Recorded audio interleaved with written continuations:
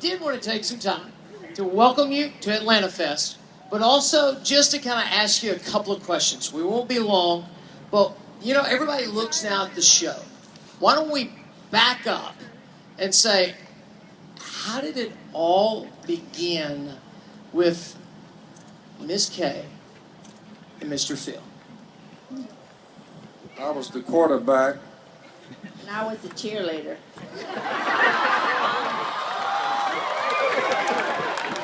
Miss Kay's famous line now, Georgia, is this. Because for 28 years I didn't follow Jesus, and here's what she said. She said, Phil, I've been poor with you when you were mean, and you didn't know who Jesus was. Now that I am rich with you and you know Jesus, I'm not going anywhere. Do you know what? I didn't go anywhere when you was mean and poor at all. I stayed right with you. I'm glad she waited me out. I'm on a 50-mile-per-hour train right now. I'm jumping on. Tell us about the show. Why don't both of you tell us your favorite episode? Do you have one? I like the one where I'm counseling my grandchildren. Enough said. You notice I said no hands below the neck. I meant that. I kind of like the one where we're in the boat and he's totally ignoring me when I'm going down memory lane by myself. Yep. Because that was the truest one we've ever done right there. You know, I have to admit, on Facebook, you get interesting comments every once in a while. And we put out, ask a question, and one of them said, have Miss Kay ask Miss Kay, what's his favorite meal? Oh, that would be hard. Okay, I know he loves that Southern fried chicken with our homemade biscuits. I know he loves that. And then what else would we say, Phil? Jambalaya or something else? I'd say jambalaya. I'd say duck gumbo. Fried squirrel. Chicken fried deer steak. Doves and gravy. See, there's not just one. Would you help a boy from Alabama? I'm going to mispronounce it, but it's on the show. Boudin? Boudin, yummy. So sorry. I've watched it like 7 times. I still can't pronounce it. What is it? Boudin.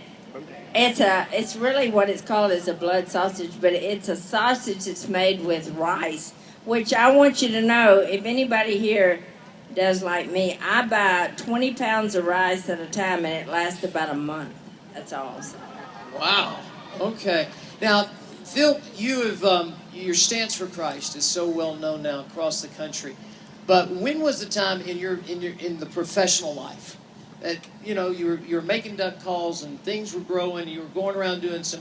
When was the time when you crossed the line and said, I'm going to make a stand for Christ? I didn't have Jesus the first 28 years of my life. I was into sex, drugs, rock and roll, product of the 60s. Y'all heard about it, read about it.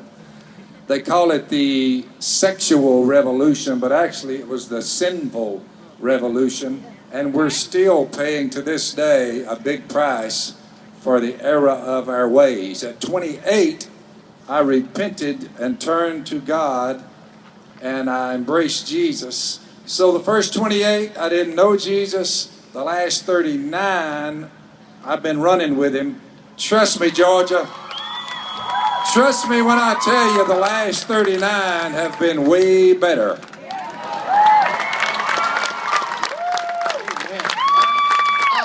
Now, when you first started the business, everybody sees it now, how they come out of the limo. In those early years, we were talking, it wasn't a big corporation. Hey, I didn't see my bedroom wall for 10 years because it had duck calls stacked in it. I never saw my front porch because it was so full of the boxes to be shipped out.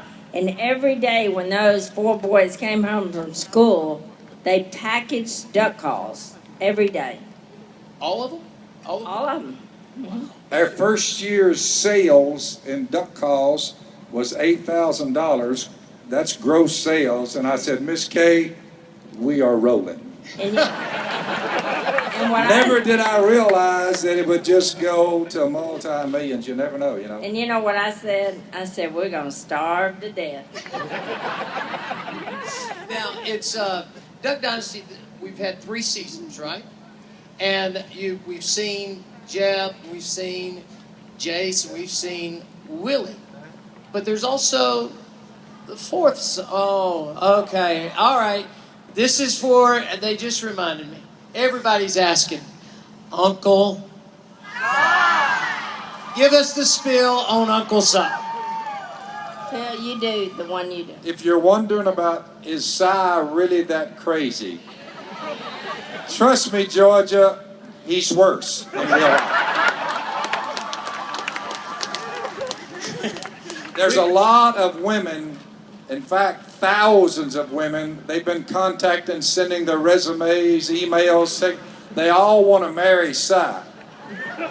And for some reason, most of them are from the great state of Alabama. I don't know what to tell you. That was good. I'll give you that one. Not too bad. All right, now I'm ready. And I was back to that. Season 3, we've seen 3, but this next season, we're going to introduce America to your oldest son, right? Alan. Alan. And I was going to ask Alan, would you come out? Would y'all? We're privileged today. Would you welcome Alan? I'm going to give you this one. And Alan, why don't you give us a brief history, and then I'm going to allow you to carry this up, okay? Thank you. All right, I got a question. Atlanta, Georgia, we got any Duck Dynasty fans out here on this mountain? That's what I want to know. I got to tell you, I'm a big fan myself. A question I get a lot of times is, where is your beard? I just want you to know I choose not to grow one. I can grow a beard, but I'm a little bit different. A lot of people have compared our show to a lot of other shows. We've heard them talk about Andy Griffith. We've heard them talk about the Waltons. Some people even said Sanford and Son, because Mom's a hoarder, you know. So, but I like to compare it to the Munsters. How many of you remember the Munsters? Remember that old show? Now, what I love about the Munsters is, you remember there was a blonde-headed woman on the Munsters. Does anybody remember her name? Can you tell me, Georgia? Marilyn Munster. Now, you remember that Marilyn Munster was beautiful, but she lived in a family of monsters.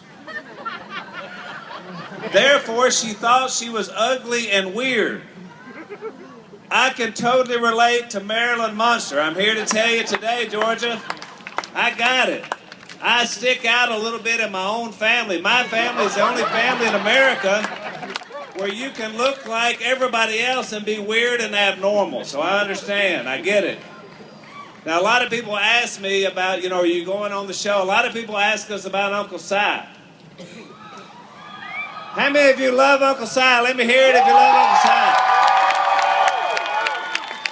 Everybody loves Uncle Si. We love Uncle Si. Uncle Si is crazy. I'm telling you that today. And I mean, really, he's crazy.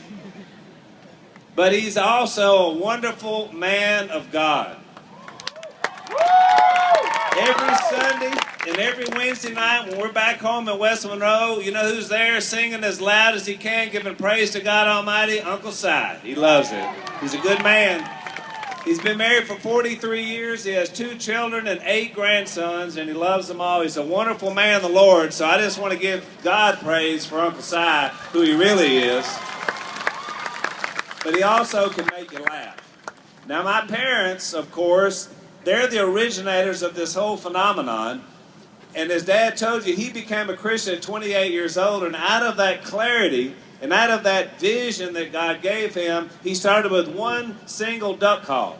And that's what God does. God takes us at our moment when we're not sure where we're going to go. And out of clarity, he gives us a vision. And as part of that vision, now Duck Dynasty has come to be. But I can tell you this. Dad wouldn't be sitting on this stage behind me if it wasn't for Miss Kay being there every second, plugging along. They say behind every great man is a good woman. Behind this great man is a great woman, Miss Kay. There's no doubt about that.